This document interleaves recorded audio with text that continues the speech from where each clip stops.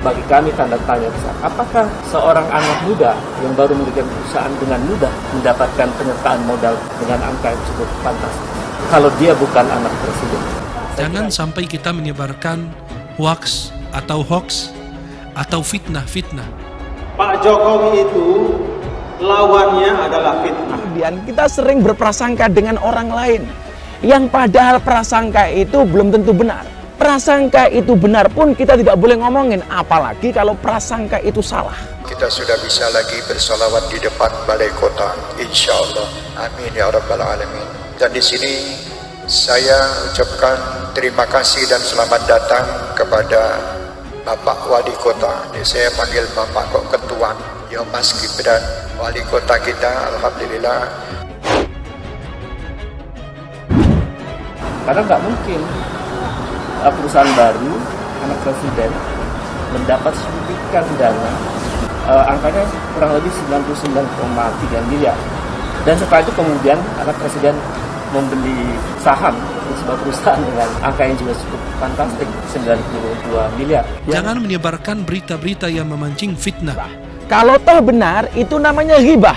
Dan kalau toh salah, itu adalah fitnah. Melihatnya ini keganjilan Bung Randy. Yang keganjilan ini harus kita pertanyakan. Kita seringkali ketika melihat sesuatu yang kita anggap aneh, langsung saja memberikan komentar. Langsung saja ngomong A sampai Z. Padahal belum tentu sesuai dengan kenyataan. Saya wali kota nih, gantengnya kayak ngono kok. Solo harus hebat. Dan saya, Gus Karim dan para ulama siap untuk mendukung apapun program-program yang ada di Solo ini. Diketahui Gibran Raka Buming Raka dan Kaisang dilaporkan oleh Ubedillah Badrun ke KPK terkait kasus dugaan KKN. Kalau di era Orde Baru itu butuh waktu lama untuk kemudian membuat keluarga presiden itu terlibat dalam bisnis. Kalau ini belum 10 tahun. Sebenarnya ini terlalu luar biasa.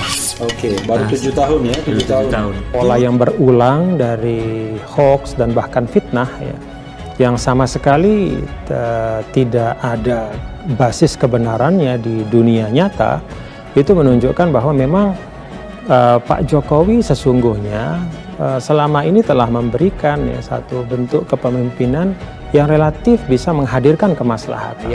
Terkait kasus ini, Ubedillah meminta KPK untuk menyelidiki dan membuka kasusnya secara terang-terangan tanpa ada yang ditutupi. Bahkan ia juga meminta Presiden Jokowi untuk dipanggil bila memang dibutuhkan.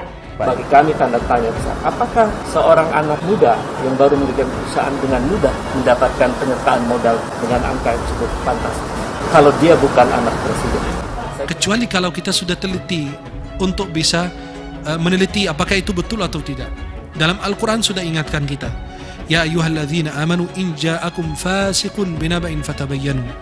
Hai orang beriman, jika ada orang fasik tidak kita percaya terhadap apa yang dia bawa, maka harus teliti dulu, fatabayyanu, tabayyun dulu.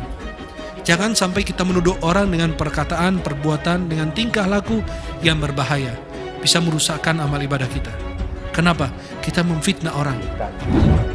Laporan itu dilayangkan oleh dosen Universitas Negeri Jakarta yang juga aktivis 98, Ubedillah Badrun. Malu dong sama embel-embel gelar yang kalian dapat dari kuliah, apalagi kuliahnya di luar negeri. Ciri dari asset capitalism adalah bagaimana kemudian pebisnis membangun relasi yang sangat kuat dengan penguasa, termasuk dia keluarga penguasa, untuk mendapatkan akses bisnis. Pak Jokowi itu sudah dicari-cari, salahnya korupsinya nggak ketemu, nggak pernah korupsi, keluarganya nggak ikut-ikut mengurusi urusan proyek negara, anaknya juga tidak. Nah itu kekuatannya, sehingga jadi kelemahannya nggak ada. Dulu bahkan sampai kalau kita tarik ke belakang kan dari 2014. Jadi fitnah terkait dengan agama beliau, terkait dengan ideologi dan tuduhan-tuduhan yang ternyata sekarang terbukti bahwa itu semuanya tidak benar. Putra bungsu Presiden Joko Widodo, salah satu anak presiden yang tidak terjun ke dunia politik tetapi lebih suka menggarap ladang bisnis sektorial. Ini sebetulnya buah dari satu praktek kapitalisme yang semu, yang tadi disebut sebagai asset capitalism. Nah kemudian fitnah itu sekarang berkembang kepada hal-hal lain ya. Fitnah itu apakah seputar pejabat? Fitnah itu seputar pejabat-pejabat, menteri, presiden, apalagi disebarkan lewat medsos, sedangkan dia tidak bersalah. Bayangkan akibatnya seperti apa.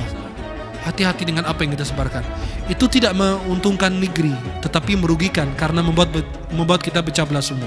Ketika perusahaan anak presiden ini mendapatkan suntikan dana, itu bagian dari keuntungan yang diperoleh dari anak presiden yang melakukan relasi bisnis dengan perusahaan atau tidak.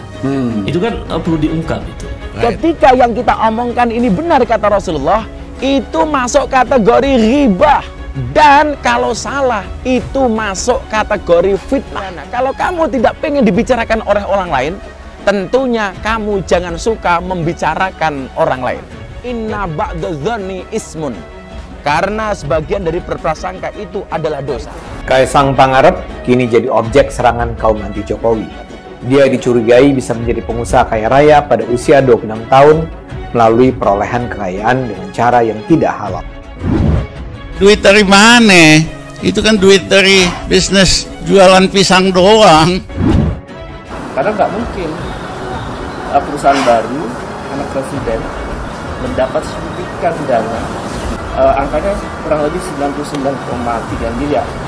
Dan setelah itu kemudian anak presiden membeli saham di sebuah perusahaan dengan angka yang juga cukup fantastik, 92 miliar. Yang pertama harus dicatat adalah yang membeli 8% saham PMNP senilai 92 miliar rupiah itu bukanlah Kaisang. Yang melakukan pembelian adalah PT Harapan Bangsa Kita alias GK Hebat yang berdiri pada 2019.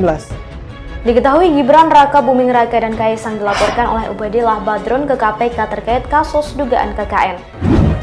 Kalau di era Orde Baru itu butuh waktu lama untuk kemudian membuat keluarga presiden itu terlibat dalam bisnis. Kalau ini belum 10 tahun. Sebenarnya ini terlalu luar biasa. Baru 7 tahun ya, 7 tahun. Dulu kita kritik KKN, ya kan? Tommy Soeharto terutama anak-anaknya.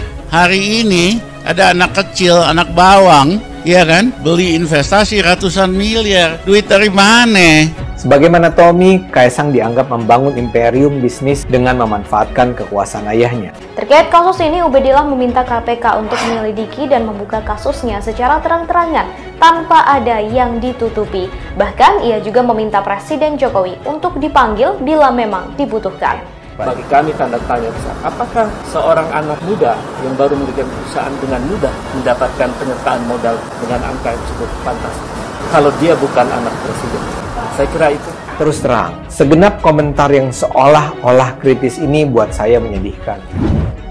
Laporan itu dilayangkan oleh dosen Universitas Negeri Jakarta yang juga aktivis 98, Ubedillah Badrun. Malu dong sama embel-embel gelar yang kalian dapat dari kuliah, apalagi kuliahnya di luar negeri.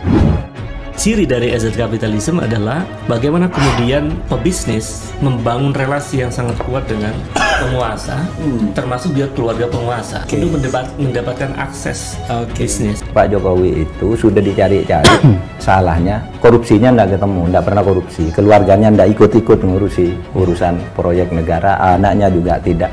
Nah itu kekuatannya, sehingga cari kelemahannya nggak ada. Saya merasa komentar-komentar itu hanya bisa datang dari kedunguan atau kemalasan mencari informasi, atau memang dari niat jahat untuk membelokkan persepsi masyarakat.